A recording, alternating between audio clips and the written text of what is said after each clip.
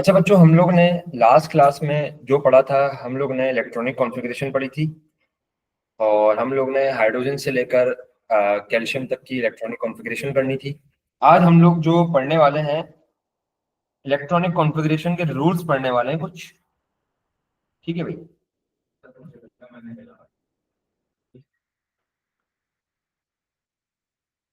पहले आ रही थी इसकी।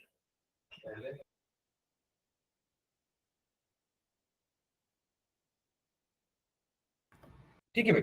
अच्छा बच्चों, आज हम पढ़ने वाले हैं इलेक्ट्रॉनिक कॉन्फ़िगरेशन के rules. Rules for electronic configuration. ठीक है। अच्छा, हम लोग रूल नंबर 1 पढ़ लेते हैं। रूल नंबर 1 कहना क्या चाह रहा है हमसे।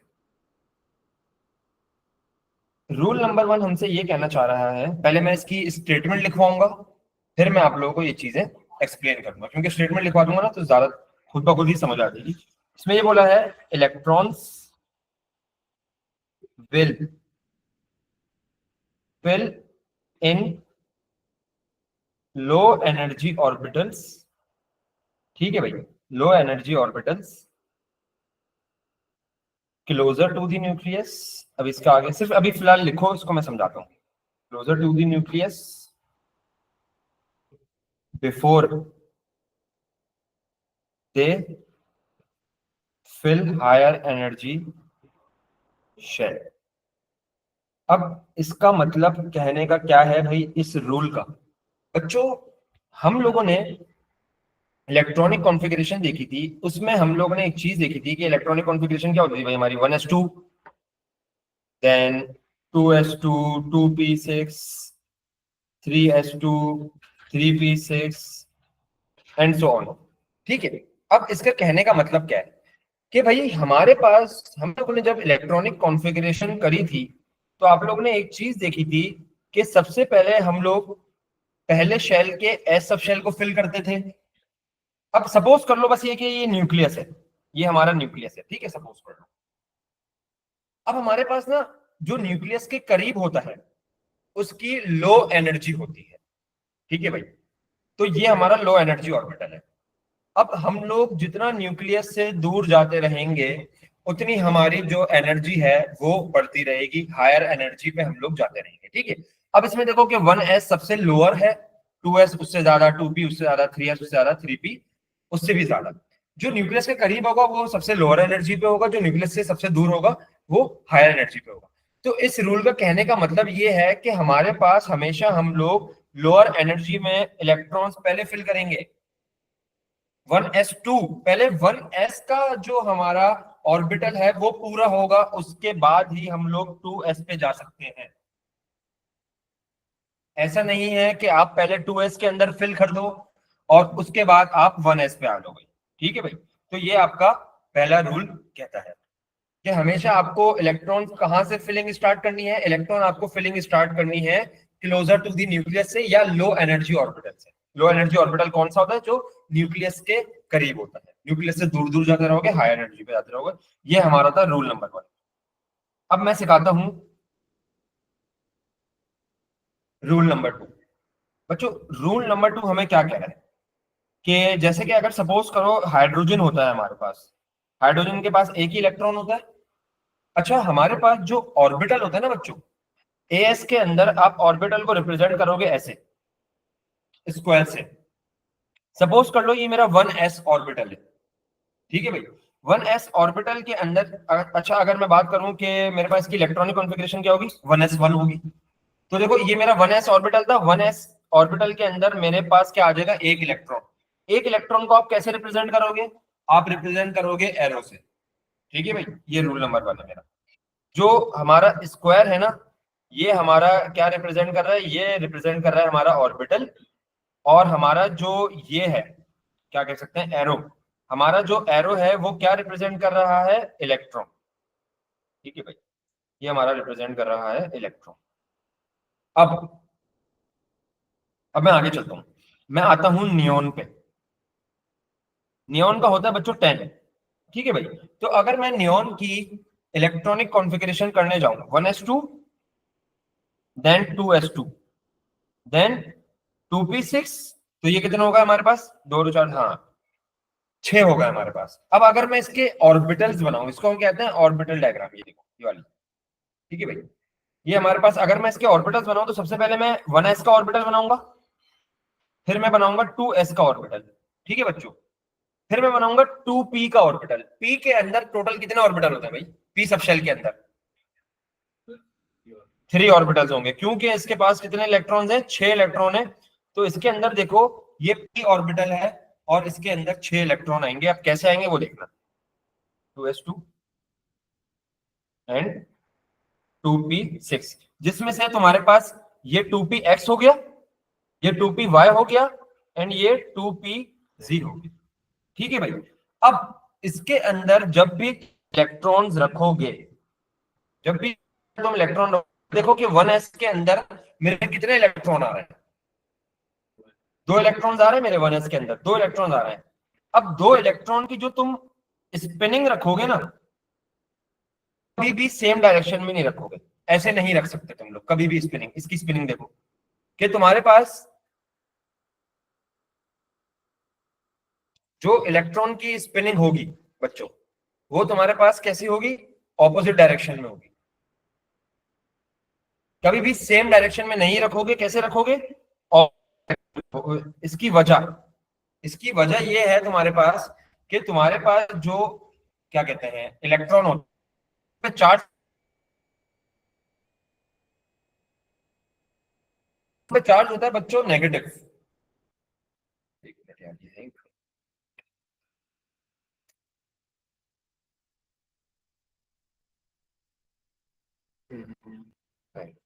बच्चों इलेक्ट्रॉन पे चार्ज होता है नेगेटिव। अब मुझे एक बात बताओ कि अगर 2 नेगेटिव चीजें आपस में आ जाएंगी तो क्या वो एक दूसरे को रिपेल नहीं करेंगी, रिपेल करेंगी, ऐसा ही है।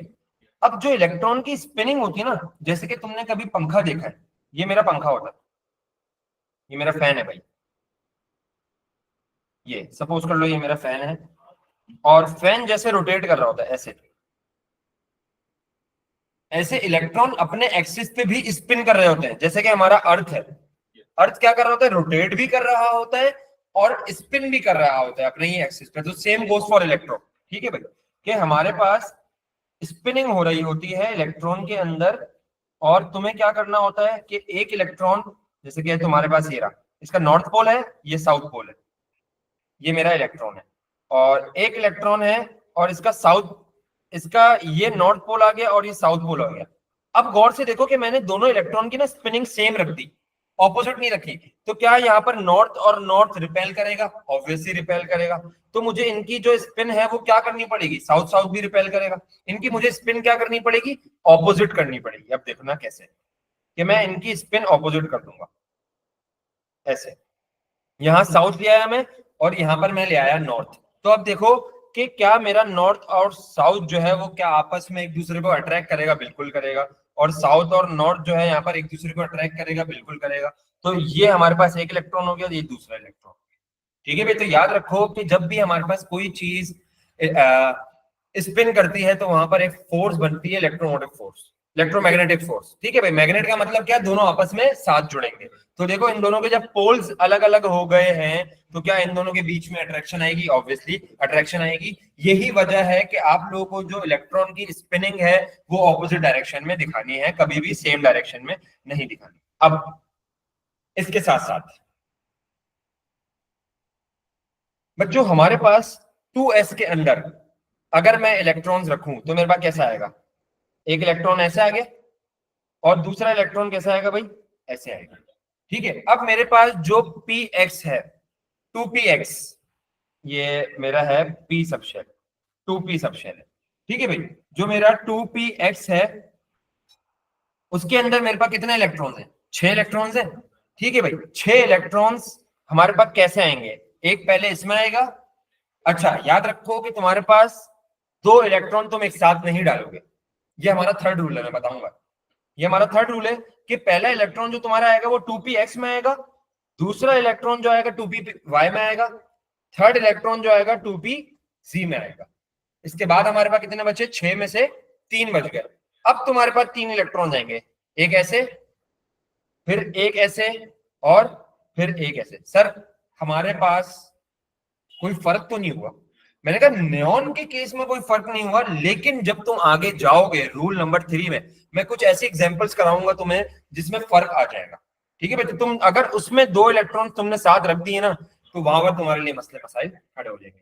तो सेकंड हमारे पास जो रूल हमें बता रहा है वो ये बता रहा है कि spinning of 2 electrons must be in opposite direction. अगर हमारे सेम डायरेक्शन में होती तो हमारे पास वहां पर क्या मौजूद मतलब क्या वहां पर बन जाता, वहां पर हमारे पास रिपल्जन बन जाती। तो उस रिपल्जन को ओवरकम करने के लिए हमने क्या करा कि spinning of electron opposite direction में हमने रख दी। तो ये हमारा सेकंड रूल कहता है। ठीक है भाई, अच्छा कॉपी कर लिया बच्चों? या तो बच्चों मैं ऐसा करूंगा कि तुम लोग एक ना वही जो तुम्हारी ड्राइव है एसजे वाली, उसके अंदर मैं एक फोल्डर बना दूंगा नोट्स का। अगर किसी का मिस हो जाए तो वो उसमें से कॉपी कर लेना। ठीक है भाई, अब हम लोग चलते हैं रूल नंबर 3 पे। अच्छा भाई, रूल नंबर 3, जैसे कि हम लोग एग्जांपल लेते हैं कार्बन की बच्चों। कार्बन की सबसे पहले हम लोग इलेक्ट्रॉनिक कॉन्फ़िगरेशन करते हैं 1s2, 2s2 एंड 2p2। तो हम लोग को 3 ऑर्बिटल्स बनाए हैं यहाँ पर। 1s का ये आ गया मेरा, 1s2 का ये आ गया, 2s2 का ये आ गया मेरा, एंड 2p के अंदर कितने ऑर्बिटल्स होते हैं मेरे? 3 ऑर्बिटल्स होते हैं, तो 3 मैंने बना लिए, py px and pc। px py and pc ये मेरे तीनों आ गए। ठीक है भाई, मेरा है 2p। अब बच्चों 1s के अंदर जो मेरे इलेक्ट्रॉन्स आएंगे वो 2 आएंगे, 1 एंड 2। ठीक है, फिर उसके बाद 2 आएंगे 2s के अंदर, 1 एंड 2। अब मेरे जो p के अंदर है, p के अंदर जो है मेरे इलेक्ट्रॉन्स कितने हैं भाई? 2 हैं। तो मेरा जो पहला इलेक्ट्रॉन आएगा वो किधर आएगा? px में आएगा। दूसरा इलेक्ट्रॉन मेरा किधर आना चाहिए? py में आना चाहिए बच्चों। देखो, अब अगर बच्चा समझता कि यार यहां पर भी मैं दूसरा इलेक्ट्रॉन px में लगा देता ना, तो ये तुम्हारी कार्बन की जो इलेक्ट्रॉनिक कॉन्फ़िगरेशन है वो गलत हो जाती है। ठीक है भाई, तो ये है तीसरा रूल। तो तीसरे रूल की स्टेटमेंट मैं लिखवा देता हूं। अच्छा बच्चों, एक चीज उससे पहले मैं समझा देता हूं कि ये एक चीज देखो कि p y p z, p y p x and p z जो है वो 2p के अंदर लाया करते हैं। ठीक है, अब 2p के अंदर लाया करते हैं ना, ये तीनों ऑर्बिटल जो है ये कहलाते हैं डीजेनरेट ऑर्बिटल। क्या कहलाते हैं ये?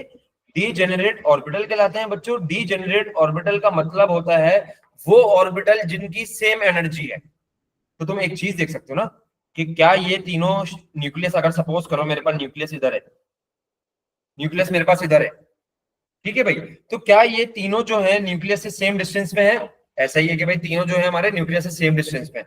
तो जब न्यूक्लियस से सेम डिस्टेंस में है तो क्या इनका एनर्जी लेवल सेम होगा? ऑब्वियसली इनका एनर्जी लेवल भी सेम होगा। ठीक है भाई, तो इनको हम कहते हैं डीजेनरेट ऑर्बिटल। अब इसकी स्टेटमेंट लिख लो रूल नंबर 3 की, कि if degenerate orbital, degenerate orbital का मतलब होता है वो orbital that have same energy, having same energy या सेम डिस्टेंस फ्रॉम न्यूक्लियस। याद रखना कि किसी भी ऑर्बिटल की सेम एनर्जी कब होगी? जब उसका न्यूक्लियस से डिस्टेंस सेम होगा। Same distance from nucleus are present. उसने क्या बोला कि जब भी तुम्हारे पास डीजेनरेट ऑर्बिटल प्रेजेंट होगा and more than one electron is to be placed, अगर एक से ज्यादा इलेक्ट्रॉन तुम्हें रखना पड़ गया या प्लेसिंग करनी पड़ गई उसकी, then electron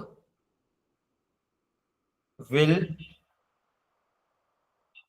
reside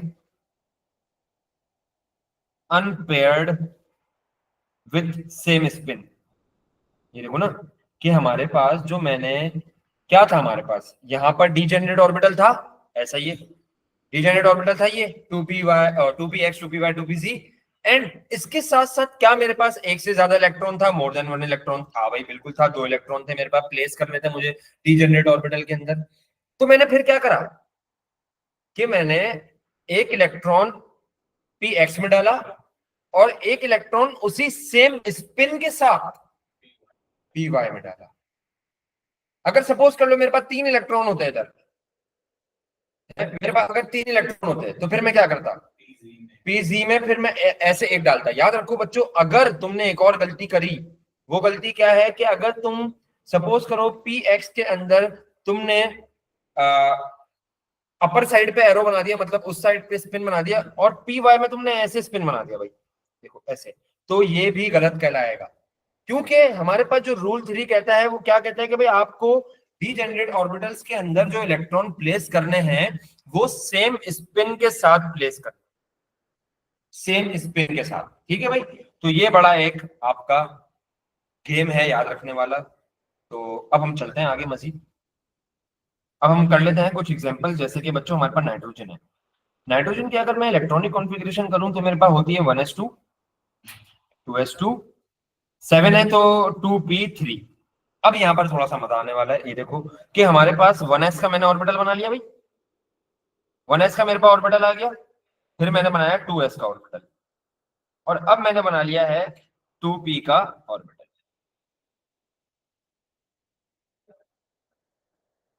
अब मेरे पास 1s और 2s तो डीजेनरेट ऑर्बिटल नहीं है ना भाई, एक ही ऑर्बिटल है इनके अंदर। अब देखो कि 1s के अंदर मैंने इलेक्ट्रॉन्स ऐसे रख दिए ऑपोजिट स्पिन में, 2s के अंदर मैंने जो इलेक्ट्रॉन रख दिए वो भी ऑपोजिट स्पिन में रख दिए। ठीक है, 3s के, ओ सॉरी 3s बोल रहा हूँ, 2p। तो सबसे पहले ये px हो गया आपका, ये py हो गया, एंड ये pz हो गया। तो देखो px के अंदर अब हमें कितने इलेक्ट्रॉन प्लेस करने हैं, 3 इलेक्ट्रॉन प्लेस करने हैं। यहाँ पर बच्चा गलती करता है, ऐसे करता है, ये आपका गलत हो गया। क्यों? क्योंकि रूल नंबर 3 आपको क्या कहता है कि अगर आपके पास डीजेनरेट ऑर्बिटल है तो आपको क्या करना है, आपको एक एक करके क्या करना है भाई, अनपेयर्ड रखना है और सेम स्पिन के साथ प्लेस करना है। तो देखो 3 इलेक्ट्रॉन है, एक पी एक्स में आ जाएगा मेरा, एक मेरा पी वाई में आ जाएगा, एंड देन 3 इलेक्ट्रॉन थे मेरा पी सी में। ठीक है भाई, रूज ही क्लियर हो रहा है बच्चों ऑनलाइन वालों? सर। गुड है, गुड है। अच्छा अब हम आगे चलते हैं बच्चों, ऑक्सीजन की बनाने की कोशिश करो। ऑक्सीजन हमारे पास होता है बच्चों 8, तो हमारे पास इसकी इलेक्ट्रॉनिक कॉन्फ़िगरेशन हो जाएगी 1s2, 2s2 एंड 2p4। अब मैंने 1s का ऑर्बिटल बना लिया भाई, और फिर मैंने बना लिया है 2s का ऑर्बिटल, और फिर मैंने बना लिया है 2p का ऑर्बिटल। ठीक है भाई, ये मेरे ऑर्बिटल्स बन गए, 2py, 2p2px, गलत नहीं बोल रहा हूँ, 2px, 2py एंड 2pz आपका ये हो गया, और ये 2p हो गया सब शेल। ठीक है भाई, अब अगर मैं बात करूं 1s के अंदर तो मेरे पास 2 इलेक्ट्रॉन आ जाएंगे, ऐसे 1 एंड 2, फिर ऐसे 1 एंड 2। और अगर मैं बात करता हूं 2px के अंदर, अब मेरे पास 4 इलेक्ट्रॉन्स हैं, तो सबसे पहले जो मेरा इलेक्ट्रॉन आएगा वो किसमें आएगा, 2px में आएगा। फिर कहाँ आना चाहिए, 2py में आना चाहिए। फिर मेरा कहाँ आना चाहिए, 2pz में आना चाहिए। फोर्थ इलेक्ट्रॉन कहाँ आना चाहिए बच्चों मेरा, 2px में आएगा, लेकिन ऑपोजिट डायरेक्शन में आएगा, ऑपोजिट स्पिन के साथ आएगा। ये वेरी गुड हो गया भाई, 2px में आपका ऑपोजिट स्पिन के साथ ही आएगा। अब ये तीनों ऑर्बिटल मतलब आपने पहले x में डाल दिया पहला, फिर दूसरा आपने y में डाल दिया, फिर तीसरा आपने z में डाल दिया। अब आपको कहां से स्टार्ट करना है, 2px से वापस स्टार्ट करना है। लेकिन याद रखना कि इलेक्ट्रॉन जो है वो आपके सेम स्पिन में नहीं हो सकते, तो आपने ऑपोजिट डायरेक्शन उसको प्लेस कर देना है। अब बच्चा एक सवाल आता है कि सर हम लोग ने हाफ एरो पढ़ा था, क्या हम लोग हाफ एरो बना सकते हैं? भाई बिल्कुल बना सकते हो, तुम लोग हाफ एरो ऐसे भी बना सकते हो। ये देखो, इसको मैं बना के दिखा देता हूँ, थोड़ा सा बड़ा मैं बना देता हूँ इसको। ये 1s था, ये 2s था, एंड ये 2p था। तो ये देखो, ये 1s, अच्छा ये हम ऑक्सीजन की कर रहे हैं बच्चों, ये 2s, ये 2p, और ये px, py एंड pc। अब देखो कि 1s के अंदर तुमने एक इलेक्ट्रॉन ऐसे रहा, हाफ, इसको ना हाफ एरो भी कहते हैं, हाफ एरो से भी तुम लोग इलेक्ट्रॉन को चल सकता है, दोनों एक्सेप्टेबल। ये 1 2 1 2 एंड 3, एक एक करके, फिर चौथा आपका ऐसे आएगा। किसी बच्चे को अगर फुल एरो बनाना है तो मसला नहीं है, अगर किसी बच्चे को हाफ एरो बनाना है तो फिर भी कोई मसला नहीं। अब तुम लोगों के ऊपर है। हाफ एरो वैसे ये है कि थोड़ा सा जल्दी बन जाता है, तो मर्जी है तुम लोगों की कि तुम लोग हाफ एरो से बनाओ या फुल एरो से बनाओ। अब हम आगे चलते हैं, मजीद कोई एग्जांपल्स कर लेते हैं हम लोग। अब हम चलते हैं फ्लोरीन की तरफ बच्चों। ठीक है भाई, फ्लोरीन बच्चों हमारा होता है 9। तो हमारे पास फ्लोरीन की जो इलेक्ट्रॉनिक कॉन्फ़िगरेशन हो जाएगी 1s2 और देन 2s2 देन 2p5। ठीक है भाई, अब फ्लोरीन की तुम लोग ऑर्बिटल डायग्राम बना लो, मैं भी बना लेता हूँ तुम लोग के साथ साथ। ये 1s बना लिया मैंने, ये मैंने 2s बना लिया, और ये मैंने बना लिया है भाई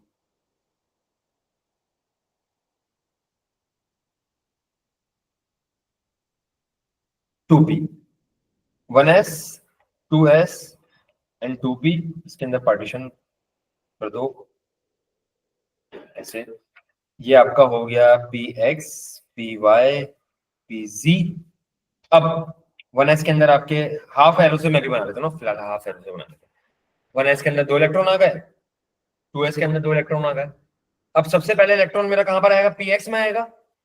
फिर मेरा इलेक्ट्रॉन कहां पर आना चाहिए, py में, फिर pz में। टोटल कितने इलेक्ट्रॉन है मेरे पास, 5 इलेक्ट्रॉन है, 3 मैंने फिल कर दिए। चौथा कहां आना चाहिए, px में। पांचवा कहां आना चाहिए, py। ठीक है, ये बात क्लियर होगी। अब बच्चों आपने क्या करना है, जो मैंने होमवर्क दिया था आप लोगों को इलेक्ट्रॉनिक कॉन्फ़िगरेशन का, उसी के साथ साथ अगर जगह है तो ये हर किसी की ना ऑर्बिटल डायग्राम आपको बनानी है। हर किसी की ऑर्बिटल डायग्राम बनानी है। अगर वहां जगह नहीं है तो नए पेज पे आपको ऑर्बिटल डायग्राम बनानी है, जो कि आपको बनानी है हाइड्रोजन से लेकर कैल्शियम तक। ठीक है भाई, हाइड्रोजन से लेकर कैल्शियम तक तुम लोगों को ये ऑर्बिटल डायग्राम्स बनानी है। ठीक है भाई, बच्चों यहां तक क्लियर होता है ऑनलाइन वालों? जी सर। अच्छा भाई, हाँ भाई जनाब तुम्हें क्लियर है। आगे बढ़े, ट्रांजिशन एलिमेंट्स की तरफ आते हैं भैया। अच्छा बच्चों, तुम लोगों को पता है ना कि ट्रांजिशन एलिमेंट्स हमारे कौन से होते थे, हम लोगों को middle of the periodic table पाए जाते थे। ट्रांजिशन एलिमेंट्स की तरफ अब हम आते हैं। जब हाइड्रोजन 1 होता है ना, कैल्शियम 20 होता है। हाँ ये होमवर्क है बच्चों, ये होमवर्क कर लेना, इसमें आपको ऑर्बिटल डायग्राम बनानी है भाई। ऑर्बिटल डायग्राम ये वाली जो ऊपर हमने सारी बनाई हुई है ना, with the following rules. Rules याद रखना, पहले एक बार रूल पढ़ लेना और फिर ये सारी डायग्राम बनाना। ठीक है, अब हम चलते हैं ट्रांजिशन एलिमेंट की तरफ। बच्चों हम सबसे पहले कर लेते हैं स्कैंडियम की। बच्चों स्कैंडियम होता है 21। तो हमारे पास इलेक्ट्रॉनिक कॉन्फ़िगरेशन हमें करनी है स्कैंडियम की। स्कैंडियम की होगी 1s2, फिर क्या होगा भाई, 2s2, फिर 2p6, 3s2, 3p6, 4s2 and then 3d1। ठीक है भैया, देखो 2 4 10। ठीक है, ये 10 होगा, 2 6 8 एंड 10, तो यहां तक तो 20 होगा तुम्हारे। अब तुम्हारे पास पीछे बचा गया एक, तो हम लोगों ने 3d1 कर लिया। ठीक है भाई, अब हम आगे चलते हैं। अब तुम लोग करो टाइटेनियम की। चलो भाई टाइटेनियम की कर लो। 22 टाइटेनियम होता है बच्चों 22।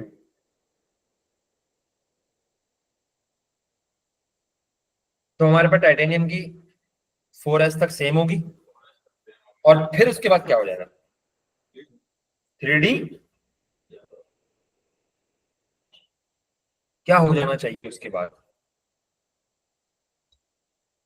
चलो इलेक्ट्रॉनिक कॉन्फ़िगरेशन करते हैं। 1s2, 2s2, 2p6, यहां तक तुम्हारे 10 इलेक्ट्रॉन हो गए। ठीक है, फिर 3d2, ओ सॉरी 3s2, फिर तुम्हारे पास 3p6 एंड 4s2, यहां तक तुम्हारे 20 इलेक्ट्रॉन हो गए। उसके बाद तुम्हारे पास क्या आता है, 3D आता है, और बच्चों डी के अंदर जो मैक्सिमम इलेक्ट्रॉन आ सकते हैं ना वो 10 आ सकते हैं, ठीक है। तो अब यहाँ पर कितना हो जाएगा, जब यहाँ तक तुम्हारे 20 इलेक्ट्रॉन हो गए, टोटल 22 है, 22 बनाने हैं तो 20 हो गए, 3D2 हो जाएगा तुम्हारे पास, ठीक है। अब हम आगे चलते हैं, वेनेडियम 23, वेनेडियम है तुम्हारे पास 23, बच्चों जल्दी जल्दी वेनेडियम की कर लो।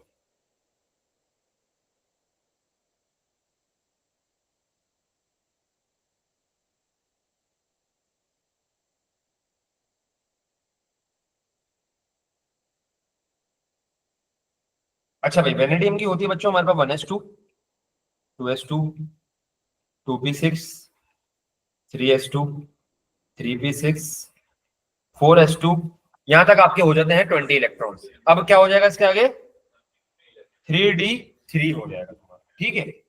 अब हम चलते हैं क्रोमियम की तरफ। क्रोमियम होता है बच्चों आपका 24। चलो सबसे पहले क्रोमियम की हम लोग ना इलेक्ट्रॉनिक कॉन्फ़िगरेशन करते हैं, फिर याद रखना बच्चों क्रोमियम के अंदर एक एक्सेप्शन है, वो मुझे समझाना। सर यहाँ पर तो अभी से एक्सेप्शन स्टार्ट हो गई, पूरी केमिस्ट्री जो है उसमें एक्सेप्शन तो है, ठीक है भाई। अब हम चलते हैं क्रोमियम पे। क्रोमियम की क्या होनी चाहिए, 1s2, 4s2 तक सेम होनी चाहिए भाई, 2p6, 3s2, 3p6, 4s2। अब इसके अंदर 24 है ना, तो 3D के अंदर कितने आने चाहिए, 4 आने चाहिए, ऐसा ही है। सब एग्री करते हैं कि भाई हमारे पास जो 3D है उसके अंदर 4 आने चाहिए, लेकिन बच्चों ये इलेक्ट्रॉनिक कॉन्फ़िगरेशन गलत है, ठीक है भाई। सर हमने तो बिल्कुल सही लिखी है, तो ये गलत क्यों है। अब ये गलत क्यों है पता है, मैं बताता हूं। इसके लिए हमारे पास सबसे पहले मैं एक नोट लिखवाता हूं, वो नोट मैं लिखवा दूंगा ना तो फिर तुम लोगों को समझ आ जाएगा। वो नोट हमारे पास आ रहा है कि fulfilled subshells and half field subshells, half filled subshells are stable, full filled subshells and half filled subshells are stable। इसकी मेरी बात सुनो, इसको समझ लो भाई, कि सपोज करो मेरे पास, चलो मैं तुम्हें एग्जांपल दे देता हूँ पी की, पी सबशेल की। पी के अंदर हमारे पास 3 ऑर्बिटल होते हैं, 1 2 p x, p y and p c. ये मेरा हो गया पी एक्स, ये मेरा हो गया पी वाई एंड ये मेरा हो गया पी सी, ठीक है भाई। अब पी एक्स को मैं ना फुल करता हूं, सॉरी पी को ना मैं फुल करता हूं, पी सबशेल को, क्या ये फुल है, तो बच्चों ये स्टेबल कहलाएगा, ठीक है। और मैंने उसमें क्या लिखा हुआ है नोट में कि full filled subshell and half filled subshell. अब मुझे एक बात बताओ, जो पी सबशेल जब फुल होता है उसके अंदर कितने इलेक्ट्रॉन आने चाहिए, 6 आने चाहिए। जब वो हाफ फिल्ड होगा तो उसके अंदर कितने आने चाहिए, 3 आने चाहिए। तो मेरे पास हाफ फिल्ड कुछ ऐसा बन जाएगा, देखो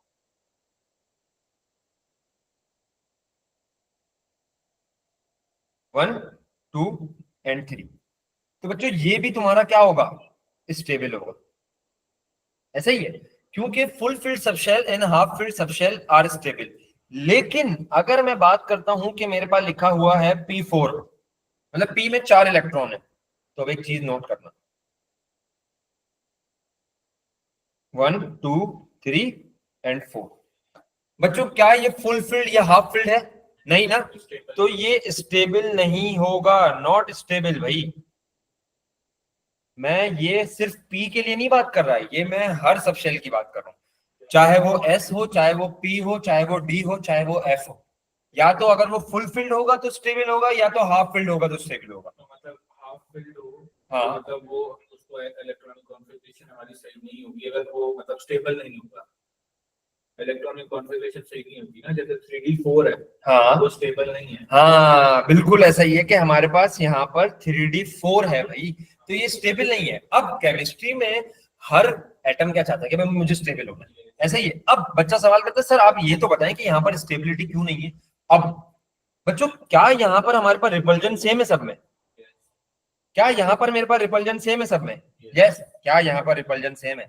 नहीं, क्योंकि देखो ना यहाँ पर 2 इलेक्ट्रॉन साथ आ गए तो रिपल्जन में थोड़ा सा ऊपर नीचे हो गया, तो ये जब भी नॉट स्टेबल है। अब हमारे पास केस है क्रोमियम का, मैं क्रोमियम को वापस कॉपी कर लेता हूँ नीचे।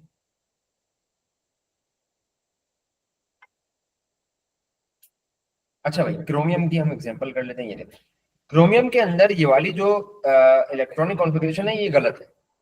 अब इसकी सही इलेक्ट्रॉनिक कॉन्फ़िगरेशन क्या होगी मैं आपको बताता हूँ। 1s2 2s2 2p6 3s2 3p6 4s1 and 3d5।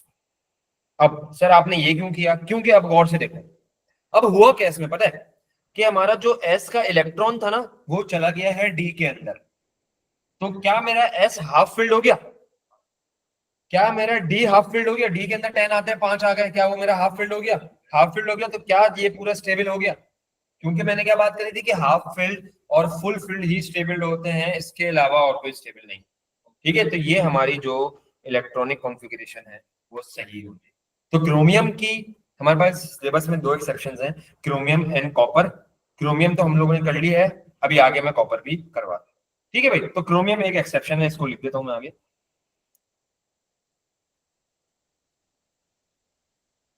अच्छा, नोट हम लोगों ने क्या लिखा है कि full filled subshells and half filled subshells are stable. इसके आगे लिख लो but partially subshells are not stable.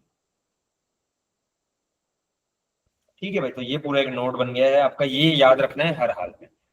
2 हमारे पास एक्सेप्शन है, एक क्रोमियम एक कॉपर। क्रोमियम के आगे ना ब्रैकेट में लिख लेना एक्सेप्शन, याद रहे। चलो भाई, अब हम आगे बढ़ते हैं। But partially stable. But partially subshells are not stable. ठीक है भाई, अब हम आगे बढ़ते हैं। अब कि सर आपने, एक बच्चा सवाल करता है कि सर आपने 4s से 3d में ही जंप क्यों करवाया? अच्छा भाई, अब इधर देखो, पता होता क्या है कि एक स्टेटमेंट लिखता हूं कि हमारा जो 4s और 3d के बीच में ना एनर्जी लेवल का बहुत ही कम डिफरेंस होता है। 4s और 3d के बीच में एनर्जी लेवल का बहुत ही कम डिफरेंस होता है। जब भी हम लोग ने क्या करा, इलेक्ट्रॉन 4s से हम लोग ने 3d में ले गए, तो जिसकी वजह से तुम्हारा 4s भी हाफ फील्ड हो गया था और 3d भी हाफ फील्ड हो गया था और दोनों स्टेबल हो गए। तो इसमें एक और नोट लिख लो, also there is very less energy gap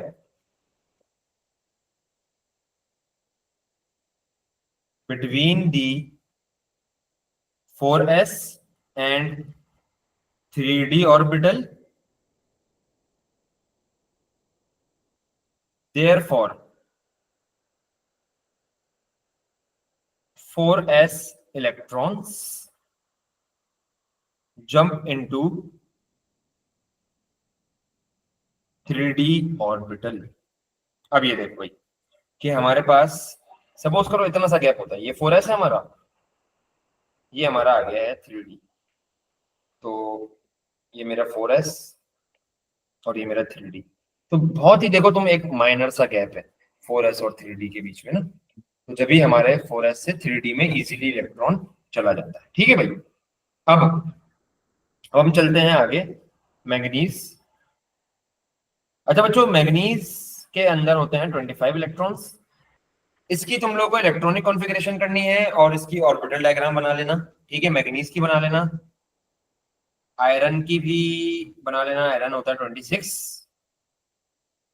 फिर तुम्हारे पास कोबाल्ट है, कोबाल्ट 27, फिर तुम्हारे पास है निकिल,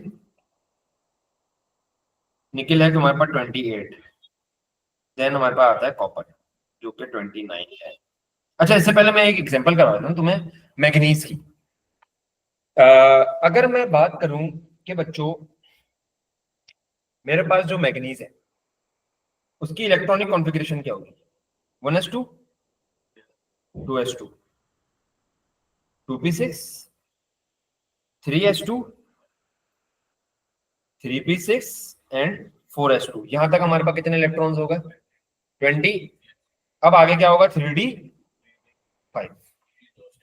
ये स्टेबल है, कैसे पता चला? क्योंकि डी के अंदर 10 इलेक्ट्रॉन होते हैं तो वो भी स्टेबल है, और s के अंदर फुल है, तो वो भी स्टेबल हो गया। तो ये जो स्टेबल है तो इसकी मतलब इलेक्ट्रॉनिक कॉन्फ़िगरेशन तो ये सही है। अब हम आगे बढ़ते हैं, आयरन पे चलते हैं। 1s2, 2s2, 2p6, 3s2, 3p6, 4s2 and 3d6। अब सर ये तो स्टेबल नहीं है, माना, चलो हाँ भाई मान लिया कि यार ये तो स्टेबल नहीं है।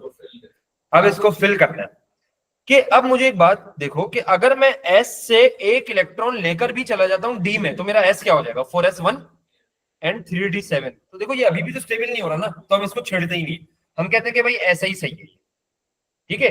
क्योंकि हम लोग अगर इलेक्ट्रॉन जंप भी करवा रहे हैं तो उसके बाद बावजूद भी वो स्टेबल नहीं हो रहा, तो हम उसको ऐसे ही छोड़ देते हैं। Same goes for cobalt, same goes for nickel. अब हम आ जाते हैं कॉपर पे। बच्चों कॉपर हमारे पास दूसरी एक्सेप्शन, सेकंड एक्सेप्शन। अब सेकंड एक्सेप्शन के अंदर हम देखते हैं, पहले तो अगर हम लोग बात करें कि कॉपर की मेरे पास इलेक्ट्रॉनिक कॉन्फ़िगरेशन होनी चाहिए 1s2, 2s2, 2p6, 3s2, 3p6, 4s2 and 3d9, ऐसा ही है। तो भाई ये तो स्टेबल नहीं है, तो इसका मतलब ये इसकी इलेक्ट्रॉनिक कॉन्फ़िगरेशन नहीं हो सकती। तो इसकी इलेक्ट्रॉनिक कॉन्फ़िगरेशन में क्या होगा कि s का जो इलेक्ट्रॉन है वो एक चला जाएगा d के अंदर। तो तुम देखो तुम्हारा जो s है वो क्या बन जाएगा? 4s1 and 3d10। तो देखो 4s1 हाफ फिल्ड है तो ये स्टेबल होगा, 3d तुम्हारा फुल फिल्ड है तो ये भी स्टेबल होगा। तो तुम्हारे पास क्या बन जाएगा? 3p6। अच्छा इसको मैं उल्टा लिख देता हूं, बाकी तो सेम ही रहेगी बच्चों। p6, 2s2 एंड 1s2, ठीक है भाई, ये बात क्लियर होती है, बाकी तो सेम ही रहेगी। तो तुम्हारे पास जो कॉपर की जो सही इलेक्ट्रॉनिक कॉन्फ़िगरेशन है बच्चों, राइट वाली, वो ये है। नेक्स्ट, जिंक 30 होता है, इसके अंदर कोई एक्सेप्शन नहीं है, तुम लोग खुद कर लो, ठीक है भाई। यहां तक किसी को कोई मसला भाई? ऑनलाइन वालों क्लियर है? यस सर क्लियर है। चलो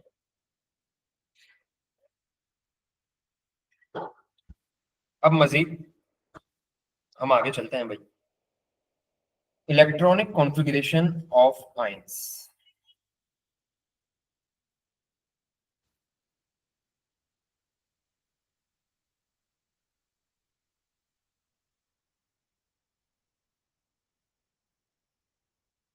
बच्चों आयन में बता देता हूं कि क्या होता है। सबसे पहले तो आयन की हम लोग डेफिनेशन लिख लेते हैं कि it is a particle which carries positive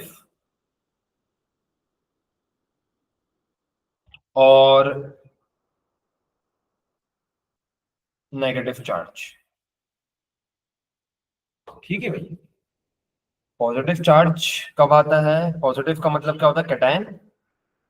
positive charge अगर आएगा तो वो क्या कहलाएगा? कैटायन कहलाएगा। और कैटायन कब बनता है बच्चों?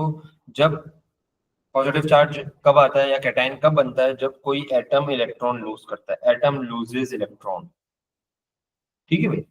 और हमारे पास जो नेगेटिव चार्ज कब आता है या एनाइन कब बनता है वो बच्चों, कि जब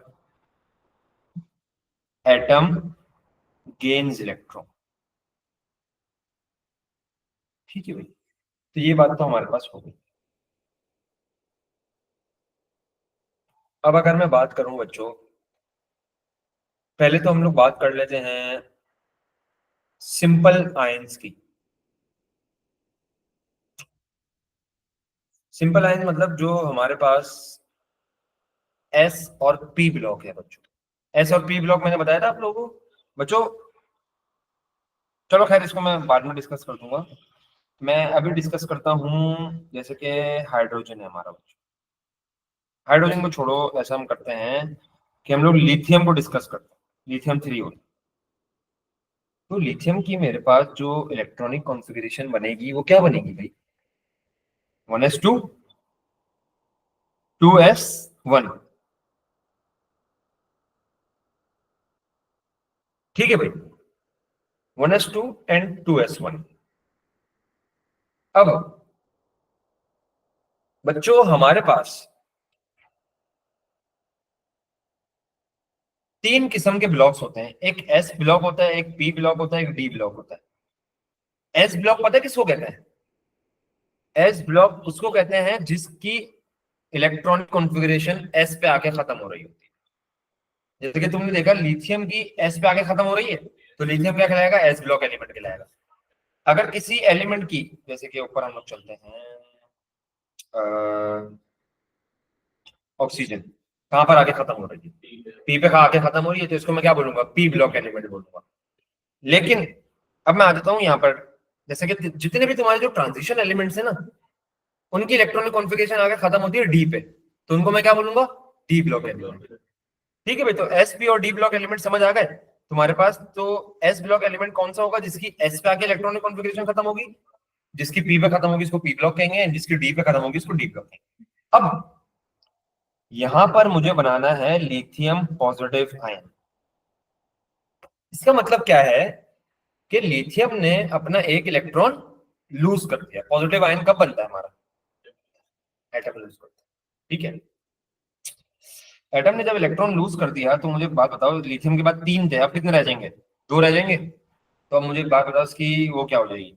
इलेक्ट्रॉनिक कॉन्फ़िगरेशन 1s2 हो जाएगी, ठीक है। और मैं आगे बढ़ता हूं। इसके बाद हमारे पास हम लोग अगर बात करते हैं ऑक्सीजन की, ऑक्सीजन हमारे पास होता है बच्चों 8, ठीक है। ऑक्सीजन हमारे पास होता है 8। तो हमारे पास ऑक्सीजन की इलेक्ट्रॉनिक कॉन्फ़िगरेशन क्या होनी चाहिए? 1s2 2s2 2p4। अगर मैं बोलूं कि भाई ऑक्सीजन का आयन बना के दो मुझे, तो ऑक्सीजन का कौन सा आयन बनाता है? -2 बनाता है, ऐसा ही है। और ऑक्सीजन ने 2 इलेक्ट्रॉन गेन करे, तो उसके पास इलेक्ट्रॉन्स कितने हो जाएंगे? गेन करें, गेन तो 10 हो जाएंगे। तो इसकी इलेक्ट्रॉनिक कॉन्फ़िगरेशन क्या हो जाएगी? 1s2 2s2 and then 2p6, ठीक है भाई। तो तुम्हें 1 से लेकर 20 के जो आयंस हैं, उनकी तुम्हें इलेक्ट्रॉनिक कॉन्फ़िगरेशन करनी है। आयंस है बच्चों, अब आयंस आ गए तुम्हारे, इलेक्ट्रॉनिक कॉन्फ़िगरेशन करनी है, इसके साथ साथ उनकी ऑर्बिटल डायग्राम बनाना है। हाँ, O8 की कॉन्फ़िगरेशन क्या है?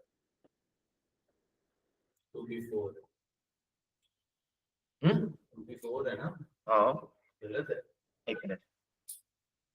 3 होनी चाहिए। हाँ हाँ, एक मिनट, मैं तुम्हें 2p, 4 आपका नीचे लिखा है ना? अरे 8 इलेक्ट्रॉन्स तो हैं, 1 2 3 4 5 6 7 8, ये गलत कैसे है? तभी फिर p की तो 6 होती है ना? हाँ, तो हाफ होता है स्टेबल। ठीक है, तो 2p4 तो हाफ नहीं है, सही है, तो वो स्टेबल नहीं है। ठीक है। अगर मैं एस से एक इलेक्ट्रॉन इधर भेजता हूँ, तो हो जाएगा कैसे स्टेबल होगा? उससे तो ये पता है ये एप्लीकेबल, कौन सा एक्सेप्शन आ गया? ये एक्सेप्शन नहीं है, मैं बताता हूँ ना तुम्हें, ये तुम कंफ्यूज कर रहे हो। ये तुम सिर्फ और सिर्फ पता है क्रोमियम के लिए और कैल्शियम, क्रोमियम के लिए और कॉपर के लिए याद रखो ये चीज, ठीक है। 2 एक्सेप्शन है हमारे पास, इसके अलावा और कोई एक्सेप्शन नहीं है। अब इसके अंदर पता नहीं हो सकता, तुम्हारी वाली जो बात है ना वो नहीं हो सकती। मैं बताऊं क्यों? क्योंकि अगर मैं 2s से लेकर 2p में भी, 2p4 था ना मेरे पास, हाँ। अगर मैं इसमें एक इलेक्ट्रॉन इससे इधर लेके चले जाता हूँ, तो क्या बन जाएगा? 2s1 and 2p5। क्या अभी भी स्टेबल है? नहीं है ना, तो फायदा ही नहीं है ना। लेकिन याद रखो कि हमेशा हमारा जो इलेक्ट्रॉन जंप करेगा, वो जंप करेगा 4s और 3d के बीच में। क्यों? क्योंकि इन दोनों के बीच में ही गैप कम होता है जब, ठीक है भाई। तो ये कॉपर और क्रोमियम के लिए याद रखो। अच्छा, ये हमारे पास हो गए बच्चों, ये होमवर्क आपको याद रख लेना। अब आपको आयंस की इलेक्ट्रॉनिक कॉन्फ़िगरेशन करनी, ठीक है। अब हम आगे चलते हैं, अब हम करते हैं ट्रांजिशन एलिमेंट्स की electronic configuration. Electronic configuration of ions of D block element. बच्चों डी ब्लॉक एलिमेंट पता है हम किसको कहते हैं? ट्रांजिशन एलिमेंट्स को, जो centre of the product table तुम लोगों को मिलते हैं। मैं एक मिनट प्रोडक्ट टेबल भी दिखा देता हूं तुम लोग को। ट्रांजिशन एलिमेंट्स, अब इधर देखो, मैं तुम लोगों को प्रोडक्ट टेबल दिखाता हूं।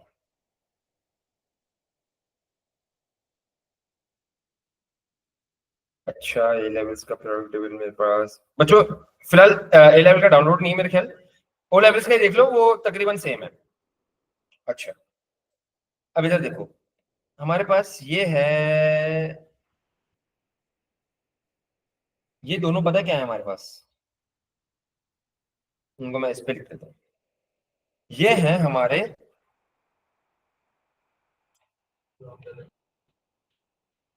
ठीक है भाई, ये हमारे हैं एस ब्लॉक एलिमेंट्स। क्योंकि इनकी इलेक्ट्रॉनिक कॉन्फ़िगरेशन कहाँ आके खत्म होगी? एस पे। ये है हमारे दूसरे कलर से लिख देता हूँ, पी ब्लॉक एलिमेंट्स। किसी की भी अगर तुम इलेक्ट्रॉनिक कॉन्फ़िगरेशन करोगे ना, वो पी पे आके खत्म होगी इन सब की। अच्छा, हीलियम को हटा दो, हीलियम एस में ही आता है, ठीक है। हाइड्रोजन भी तुम्हारा एस में आता है। ग्रुप 3 से लेकर ग्रुप 8 तक तुम्हारे पास पी ब्लॉक एलिमेंट है। इसके बाद हमारे पास ये हैं डी ब्लॉक एलिमेंट, जो कि हमारे ट्रांजिशन एलिमेंट्स कहलाते हैं। और जो तुम्हारे पास काम के ना, वो ये हैं, ये वाले, ये वाले तुम्हारे पास काम के 21 से लेकर 30 तक, ठीक है भाई। ये बड़े काम के हैं, इससे आगे खैर हम इतना ज्यादा उनके बारे में नहीं पढ़ी। अब नीचे वाले कहलाते हैं एफ ब्लॉक। ये हमारे सिलेबस में ही, ये एएस में भी नहीं पढ़ोगे कभी तुम, ए2 में भी नहीं पढ़ोगे, ओ लेवल्स में भी तुमने नहीं पढ़ा होगा, ठीक है भाई। अब हम इनको छोड़ते हैं, अब हम आगे चलते हैं। इनको इग्नोर करो नीचे वालों को ना, ये बात क्लियर होती है। अब हम आगे चलते हैं भाई। अब हमें करनी है डी ब्लॉक एलिमेंट्स की इलेक्ट्रॉनिक कॉन्फ़िगरेशन। उससे पहले मैं तुम्हें एक नोट लिखवा देता हूं। When D block elements form ions, 4s electrons are lost first। अब इसकी एग्जांपल तुम ना समझ जाओगे तुम लोग कि हमारे पास अगर ट्रांजिशन एलिमेंट, जिनको डी ब्लॉक एलिमेंट कहता हूं मैं, अगर वो लोग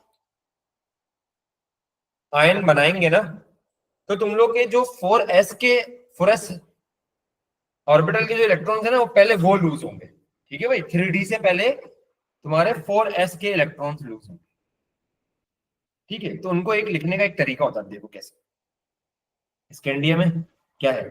21 है। स्कैंडियम की अगर मैं इलेक्ट्रॉनिक कॉन्फ़िगरेशन कर दूं, 1s2 2s2 2p6 3s2 3p6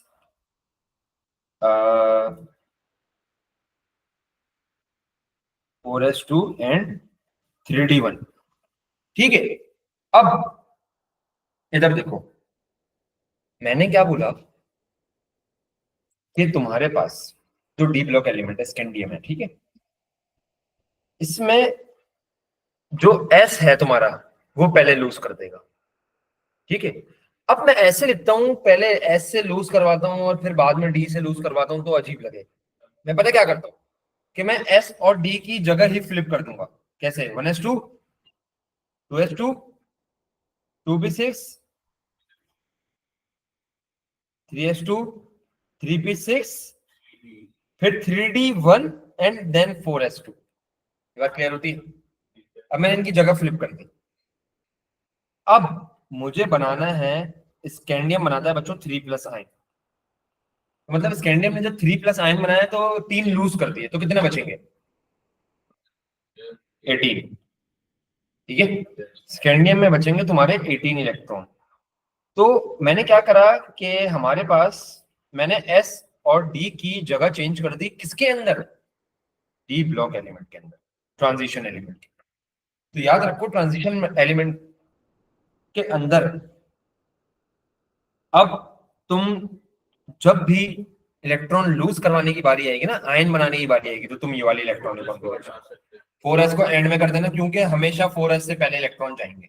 तो ऑब्वियसली जो एंड में होगा वो पहले इलेक्ट्रॉन लूज करता है, तो 4s पहले इलेक्ट्रॉन लूज करेगा, डी बाद में इलेक्ट्रॉन लूज करेगा। तो अब मेरे पास इसकी इलेक्ट्रॉनिक कॉन्फ़िगरेशन क्या हो जाएगी भाई, 1s2 2s2 2p6 3s2 3p6, तीन तो लूज कर देंगे ना, देखो 2s में से गए एंड डी में से एक चला गया।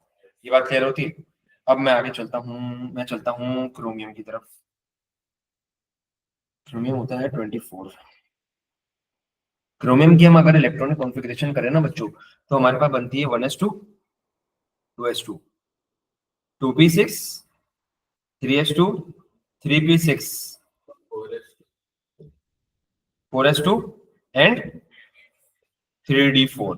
लेकिन पहले इलेक्ट्रॉन कौन लूज करेगा, 4s लूज करेगा, तो 4s को मैं बाद में लिख देता हूं और 3d को मैं पहले ले आता हूं।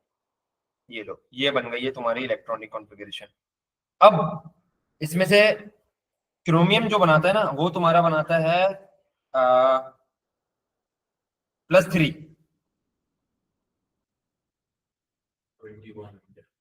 ठीक है भाई, क्रोमियम तुम्हारा बनाता है +3 21। एक मिनट, क्रोमियम तुम्हारा, हाँ 21। तो अब देखो क्या बन रहा है भाई,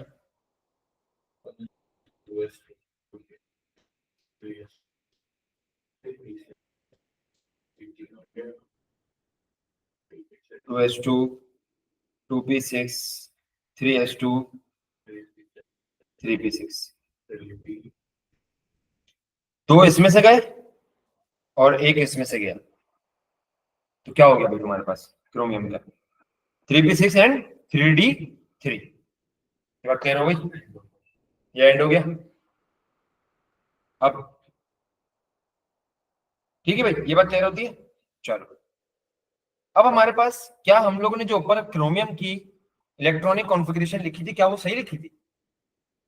तुम लोगों ने तो एक भंड मार दिया भाई, क्रोमियम की इलेक्ट्रॉनिक कॉन्फ़िगरेशन देखी नहीं कि हमने सही लिखी है गलत लिखी है।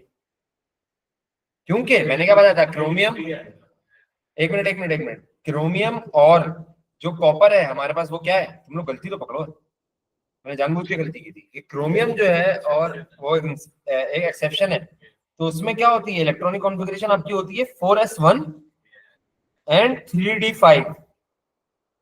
अब इसको मैं लूज करवाना चाह रहा हूँ, 4s1 इधर आ गया, 3d5 इधर आ गया तुम्हारा। तो देखो, एक तुम्हारा किसमें से निकलेगा, 4s में से निकल गया एक, तो 4s खत्म हो गया। 3d में से कितने निकल गए, 2 निकल गए, तो 3d3 हो गया। ठीक है भाई, तो ये गलती नहीं करना भाई, ये मैंने तुम लोगों को जानबूझ के दिया था कि शायद तुम लोग गलती पकड़ लो, लेकिन नहीं, 3d होगी वही सेम, लेकिन लिखने का तरीका गलत था तुम लोग को। ठीक है भाई, 3d3 ऊपर भी इसी तरह लिखा। हाँ, ऊपर भी सेम तरीके से लिखना है। कॉपर 29, कॉपर की करते हैं, खत्म करते हैं फिर क्लास। 1s2 2s2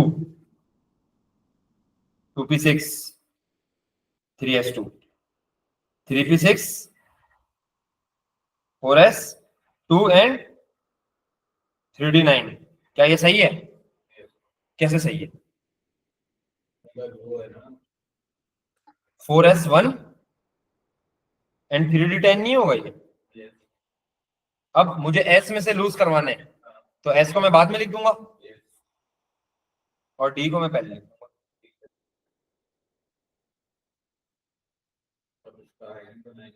अब इसका आयन बना लो। कॉपर बनाता है तुम्हारे पास 2+, कॉपर तुम्हारे पास बनाता है 29, 2+ आयन 27।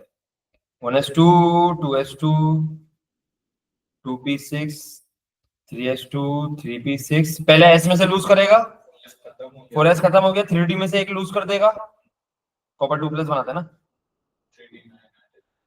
ठीक है, ये तुम्हारे पास हो गई है कॉपर की electronic configuration of ion, copper ion. ठीक है बच्चों, तो बच्चों हमारे पास आज की एएस की क्लास यहीं तक थी।